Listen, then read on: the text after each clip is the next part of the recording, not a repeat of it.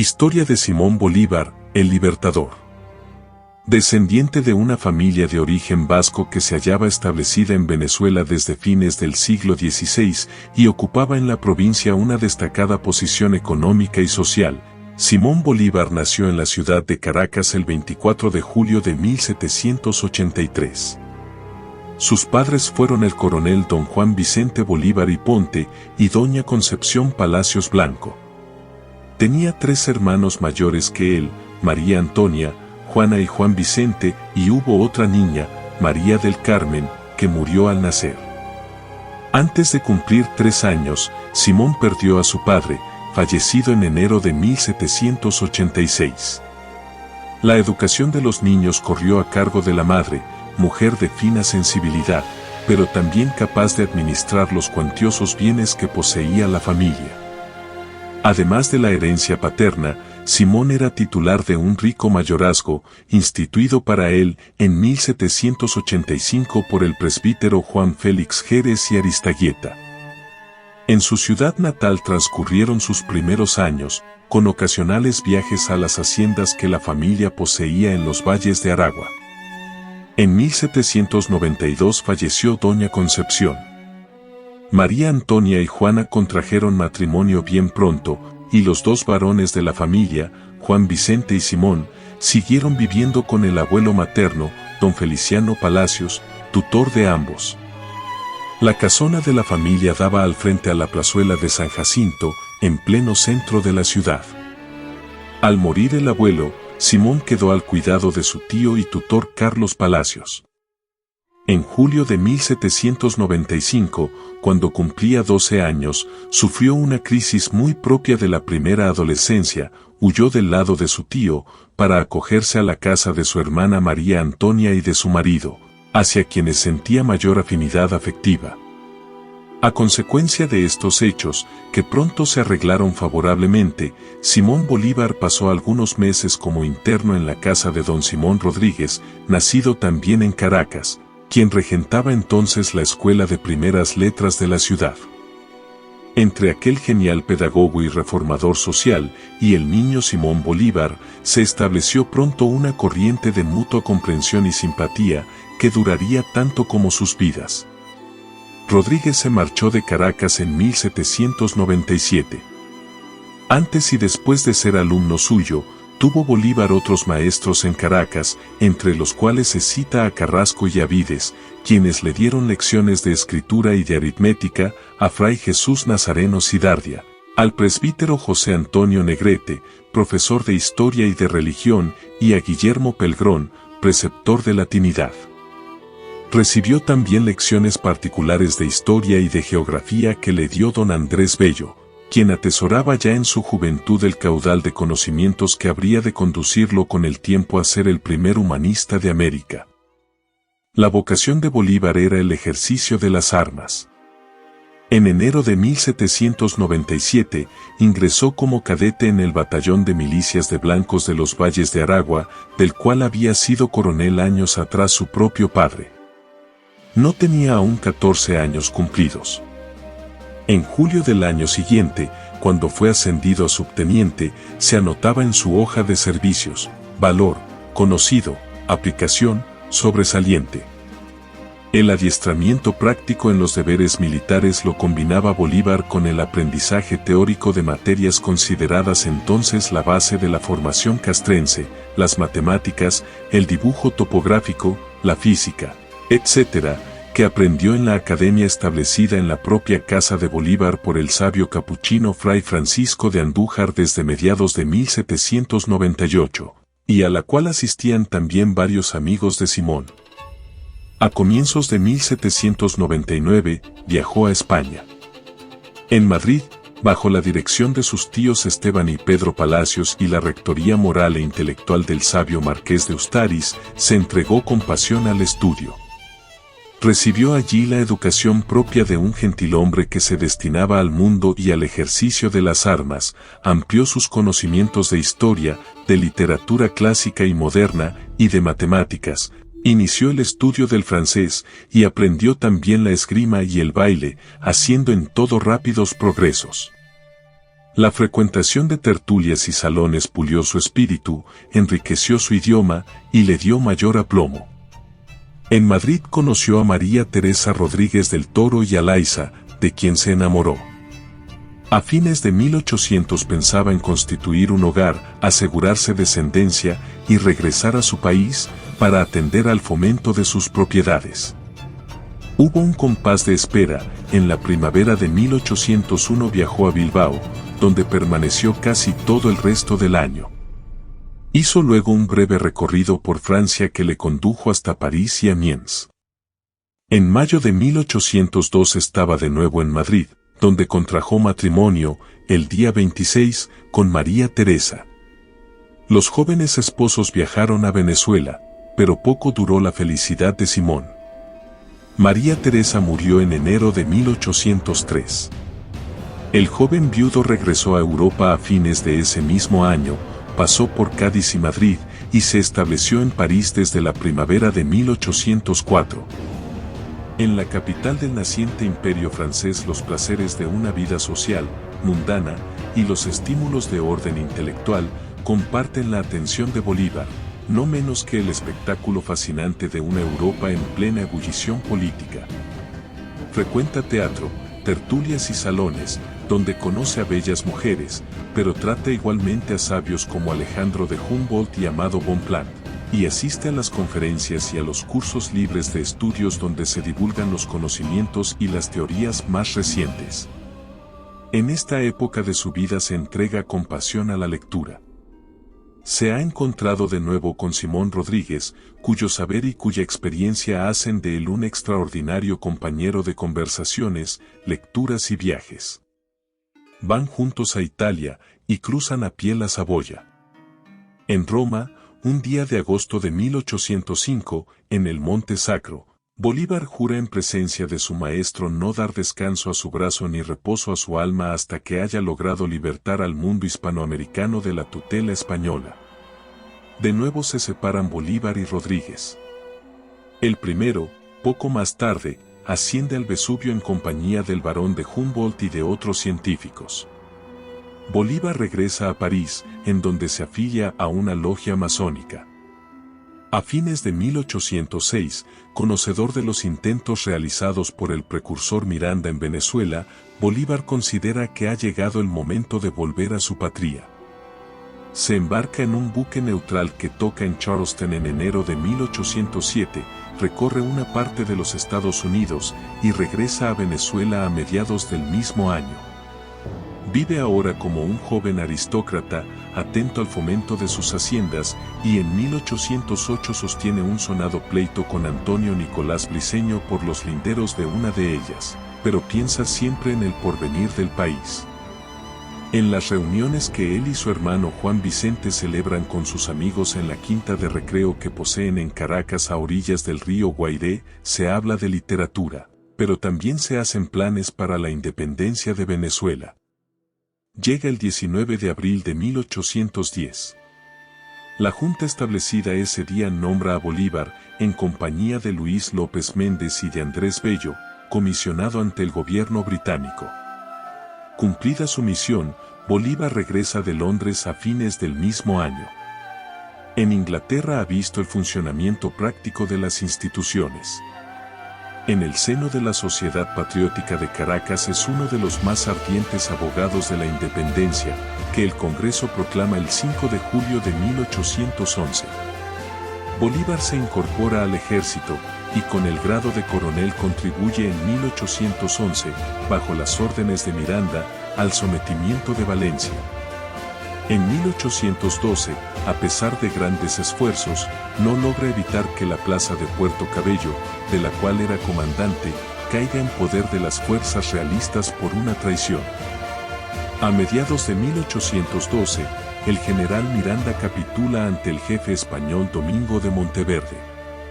En el puerto de La Guaira un grupo de oficiales jóvenes, entre los cuales figura Bolívar, deseosos de continuar la lucha, arrestan al infortunado precursor. Pero todos los esfuerzos son inútiles. Bolívar logra salvarse gracias a la hidalguía de un amigo suyo, don Francisco Iturbe, quien obtiene un pasaporte para él. Se traslada a Curazao, y luego a Cartagena de Indias, donde redacta y publica su Memoria dirigida a los ciudadanos de la Nueva Granada por un caraqueño, uno de los escritos fundamentales, en el cual expone ya su credo político, así como los principios que habrán de guiar su acción en los años futuros. Comienzan entonces sus fulgurantes campañas militares, en las cuales alternarán victorias y reveses hasta 1818, y a partir del año siguiente predominarán los triunfos. A la cabeza de un pequeño ejército, limpia de enemigos las márgenes del río Magdalena, toma en febrero de 1813 la villa de Cúcuta e inicia en mayo la liberación de Venezuela. La serie de combates y de hábiles maniobras que en 3 meses le condujeron vencedor desde la frontera del Táchira hasta Caracas, a donde entró el 6 de agosto, merecen en verdad el nombre de campaña admirable con que se les conoce. A su paso por Trujillo, en junio, había dictado el decreto de guerra a muerte, con el objeto de afirmar el incipiente sentimiento nacional de los venezolanos. Poco antes, a su paso por la ciudad de Mérida, los pueblos le habían aclamado libertador, título que le confieren solemnemente en octubre de 1813 la municipalidad y el pueblo de Caracas, y con el cual habrá de pasar a la historia. El periodo que va de agosto de 1813 a julio de 1814, la Segunda República, es en verdad el año terrible de la historia de Venezuela. La guerra a muerte hace furor, y los combates y batallas indecisos, afortunados o perdidos, se suceden unos a otros con gran rapidez.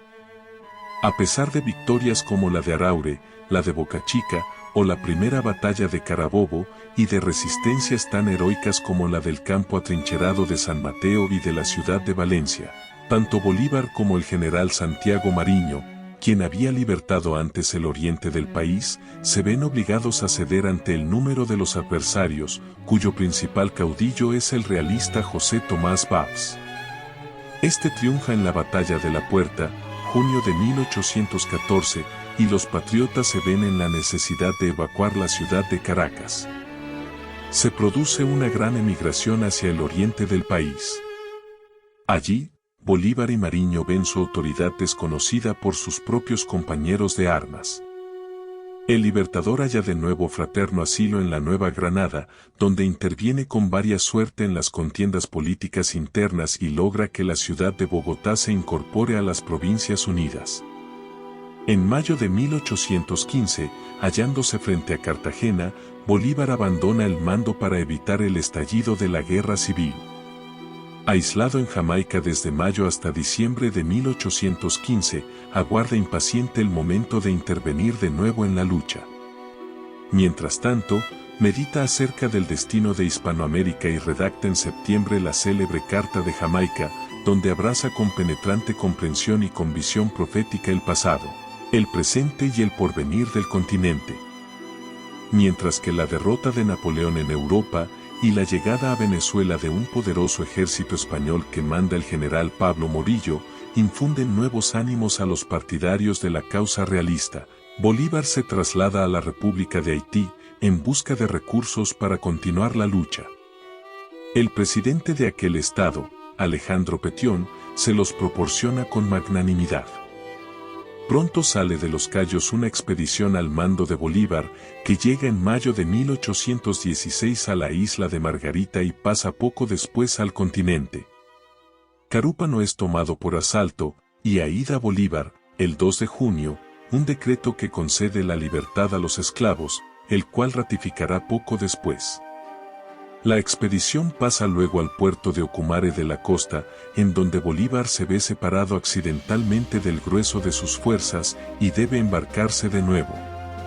Regresa a Haití, en donde organiza una segunda expedición que llega a la isla de Margarita a fines del año. A comienzos de 1817 Bolívar se halla en Barcelona. Su objetivo es apoderarse de la provincia de Guayana y hacer de ella la base para la liberación definitiva de Venezuela. En julio, la capital de aquella provincia, Angostura, hoy Ciudad Bolívar, es tomada por los patriotas. Se organiza de nuevo el Estado.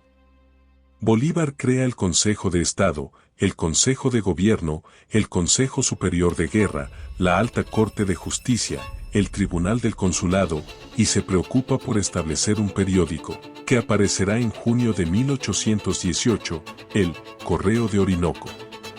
Entretanto, tiene que luchar no solo contra los españoles sino también contra la anarquía que se había insinuado en su propio campo. En octubre de 1817, tras un juicio militar, el general Manuel Piar, uno de los principales jefes republicanos, es fusilado en Angostura. Hacia esos mismos días, el Libertador dicta la Ley de Repartición de Bienes Nacionales, que habrá de contribuir a fortalecer el sentimiento patriótico. En 1818 la campaña del centro se inicia bajo favorables auspicios, pues el Libertador logra sorprender en la ciudad de Calabozo al general realista Morillo, pero los republicanos son derrotados en el sitio de Cemén. Días después, en el Rincón de los Toros, Bolívar está a punto de morir a manos de una patrulla realista, en plena noche. El 5 de junio está de nuevo en Angostura. Llegan entonces un agente diplomático de los Estados Unidos y un gran número de voluntarios europeos.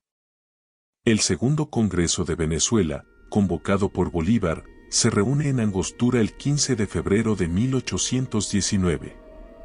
Ante él pronuncia un discurso que es uno de los documentos fundamentales de su ideario político. Le presenta, también, un proyecto de constitución.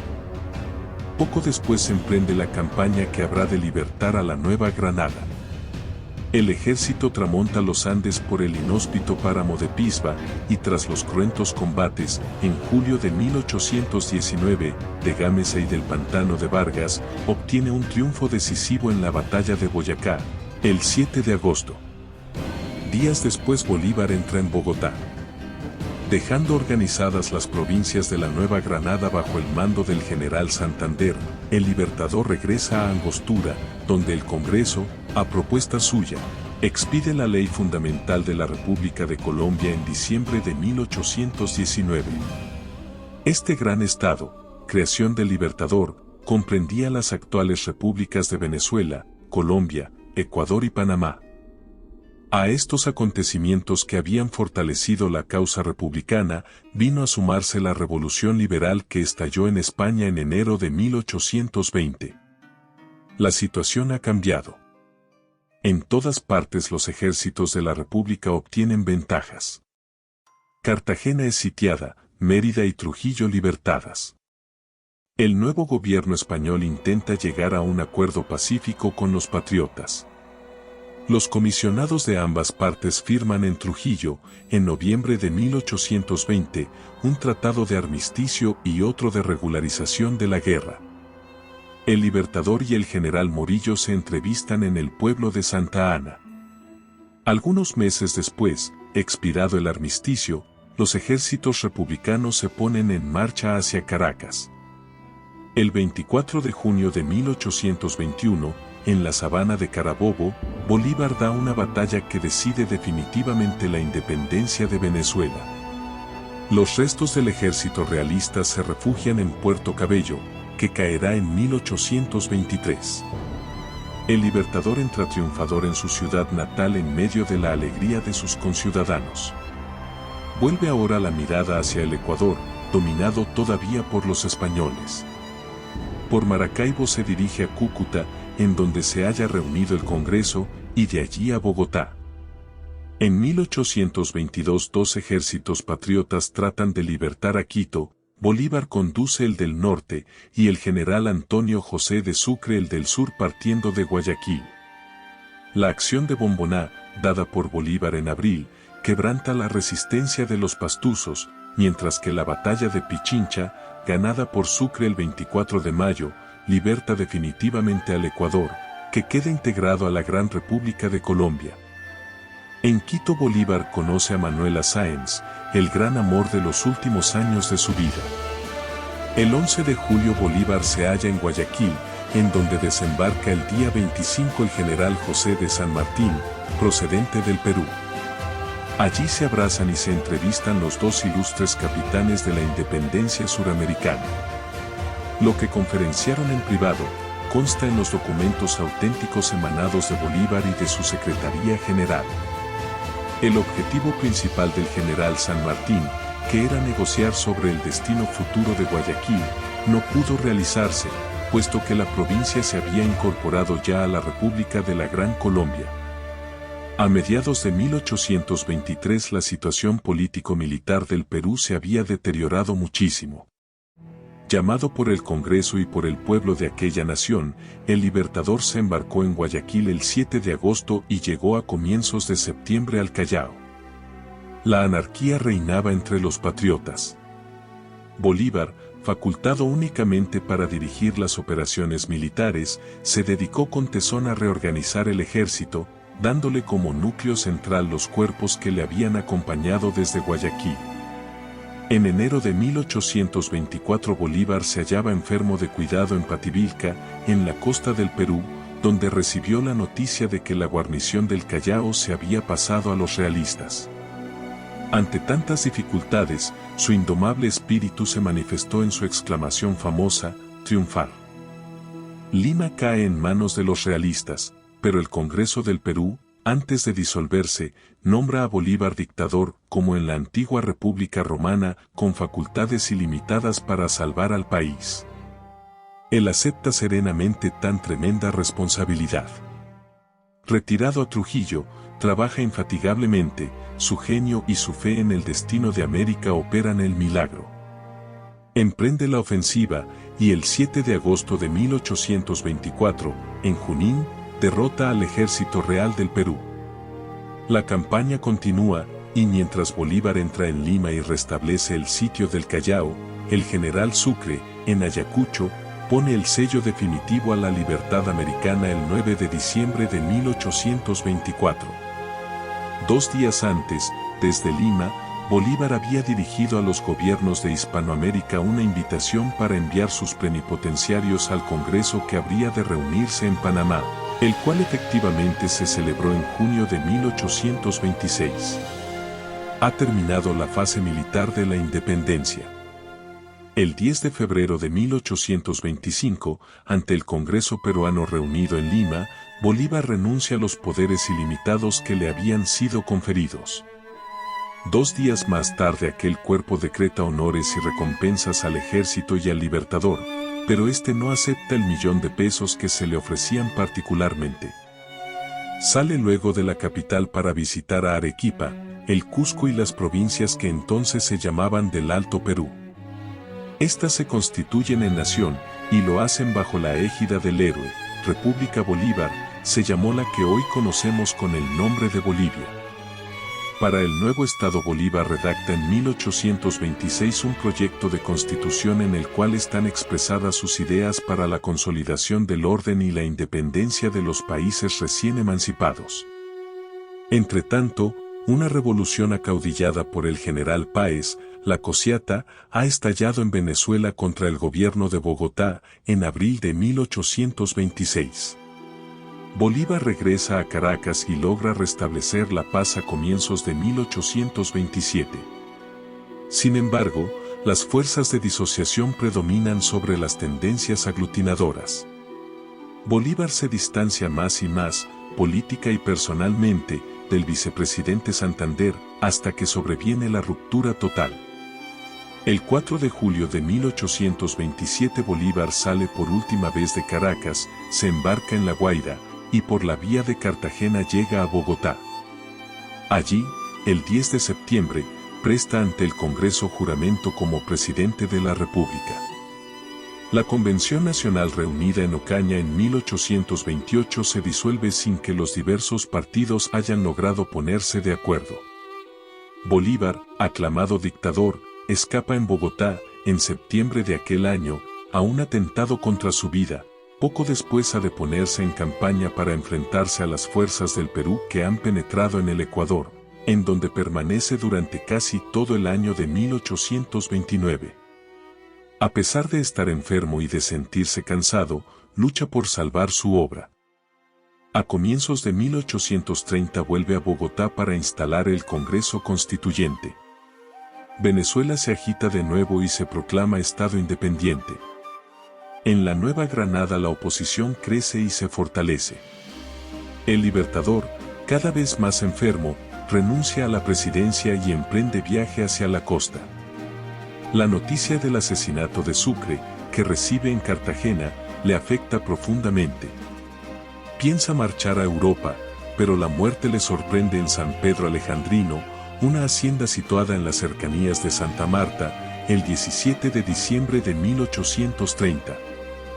Días antes, el 10, había dirigido a sus compatriotas su última proclama, que es su testamento político.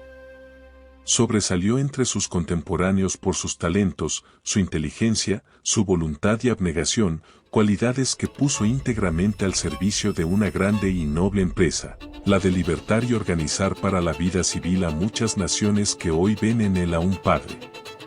Sus restos mortales, traídos a Venezuela con gran pompa en 1842, reposan hoy en el Panteón Nacional.